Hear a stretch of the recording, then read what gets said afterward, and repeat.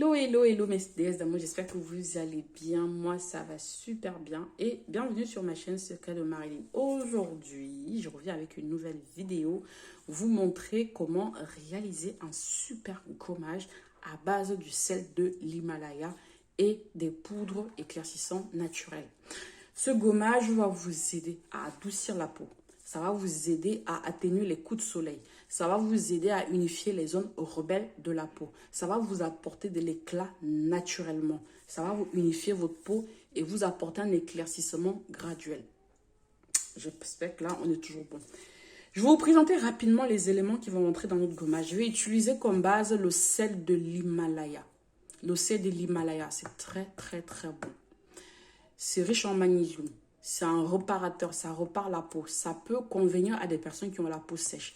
Les gommages à base du sel, on ne frotte pas beaucoup. Quand vous appliquez sur une peau mouillée, vous laissez l'eau ramollir le sel et imbiber les couches qui sont mortes de la peau. Et ça les ramollit et ça les élimine sans effort.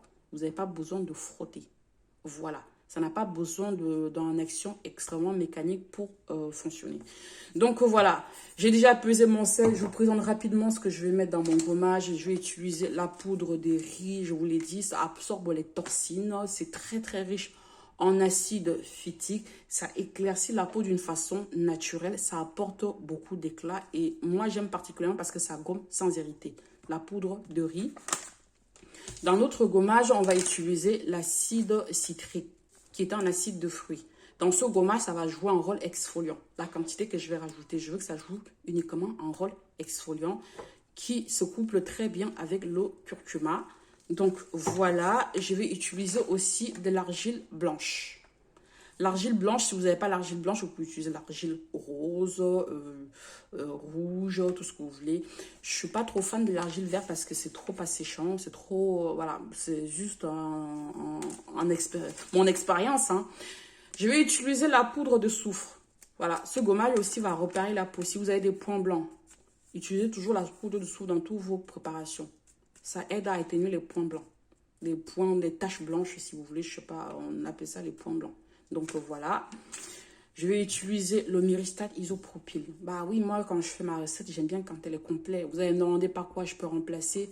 C'est un dérivé de l'huile de palmiste blanc, hein, le Myristate isopropyl. Ça ajoute tellement un rôle très important dans les recettes. Moi, j'aime bien mettre dans une recette réparateur. Voilà, ce gommage aussi va réparer la peau. Donc, si vous ne l'avez pas, bah, zappez hein, si vous voulez. Mais voilà, moi, je l'ajoute. Je vais utiliser la glycérine pour hydrater en profondeur. Je vais utiliser un tensioactif pour faire mousser mon gommage. Voilà. Un gommage qui mousse, c'est-à-dire que ça pénètre bien la peau. Je vais utiliser ça. Je ne vais pas faire la pub.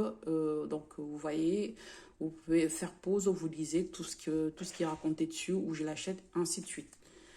Je vais utiliser juste quelques gouttes de l'huile essentielle de tuiterie pour conserver mon gommage. Ce gommage peut se conserver jusqu'à 1 mois, pas plus. Vous pouvez rajouter de la vitamine E si vous voulez. Si vous voulez garder au-delà d'1 mois, vous devez rajouter des conservateurs. Donc voilà, et à la fin de ma préparation, je mettrai bien évidemment dans mon petit pot, bien nettoyé, bien désinfecté. Donc voilà, je commence la préparation, sachant que j'ai déjà pesé mon sucre roux. J'en ai pesé tout et pour tout, 150 grammes. Je dis même le sucre roux, eh Seigneur. Mon sel de mer, je ne sais pas pourquoi j'ai dit le sucre roux. Mon sel de mer, je vais y arriver. Oh, je suis fatiguée. Donc voilà, j'ai déjà pesé mon sel de mer au préalable. Je vais peser le reste de mes ingrédients. Donc, je vais commencer par peser ma poudre de riz. Je vais vous raconter une petite histoire sur la poudre de riz. L'acide kojique simple en contient. Ça sera un petit peu long à vous expliquer, mais la poudre de riz contient naturellement l'acide phytique. Et lors de mes recherches, je me suis rendu compte que en fait, l'acide kojique en contient la poudre de riz. Et c'est super bon pour la peau, c'est très adoucissant. J'ai utilisé l'argile blanche, comme je vous l'ai dit, vous pouvez remplacer par l'argile rose, rouge, comme vous voulez. Mais voilà, j'aime pas trop l'argile verte parce que c'est trop absorbant, c'est trop asséchant, c'est pas très bien pour les personnes qui ont la peau sèche. Ça sèche davantage. Donc, je viens rajouter mes poudres directement dans mon sel de l'Himalaya. Je mélange bien, voilà, pour avoir quelque chose de bien homogène. C'est mieux de faire comme ça parce qu'une fois que vous mettez de l'eau pour mélanger certains ingrédients, ça devient difficile. Je viens peser ma poudre de soufre. La poudre de soufre traite beaucoup des problèmes de peau. Énormément de problèmes de peau. Vous deviez toujours rajouter dans vos fabrications, que ce soit des savons, des gels de douche ou des crèmes baumes pour traiter vos problèmes de peau, surtout les points blancs. Ça aide énormément à traiter les points blancs. Le curcuma, vous connaissez bien les bienfaits du curcuma. Le curcuma, c'est mieux de rajouter dans vos recettes en petite quantité. Ça fonctionne beaucoup mieux. Si vous en mettez trop, ça devient irritant. L'acide citré, c'est un acide de fruits. Donc, ça marche super bien dans les gommages. Si vous avez la peau sensible, l'acide citrique, ça va gommer sans irriter. Si vous n'avez pas l'acide citrique, prenez l'habitude d'utiliser le citron, mais à faible dosage. Je vais vous faire quand même pas mal de recettes maison. Donc, restez connectés. Donc, voilà, je fais un mélange. Je mélange à sec. Je mélange vraiment pour bien disperser mes poudres. Quand je vais rajouter le liquide, ça sera plus simple à mélanger. Donc, mes poudres, je les aurai déjà mélangées au préalable. Je pèse tout parce que je prends toujours l'habitude de tout peser. Mon gommage va me faire 200 grammes à la fin. Donc, je pèse tout. C'est une question d'habitude pour être sûr du dosage que je mets dans mon produit. Voilà, après, vous en faites ce que vous voulez. Mais moi, je vous conseille d'acheter une petite balance pour faire vos petites fabrications de maison. Vous êtes sûr de ne pas irriter votre peau. Vous connaissez les quantités que vous avez mis. C'est soit la quantité trop irritante pour ma peau, j'ai diminué le dosage. Et à ce moment-là, ce n'est qu'en pesant que vous pouvez maîtriser les quantités que vous rajoutez dans vos préparations. Voilà. Donc, vous avez vu, je mélange bien. J'ai dû mélanger un petit peu hors caméra parce que ça c'était un peu dur. Mais voilà, c'est sec, c'est normal. Il faut que ça gomme quand même. C'est très moussant ce gommage.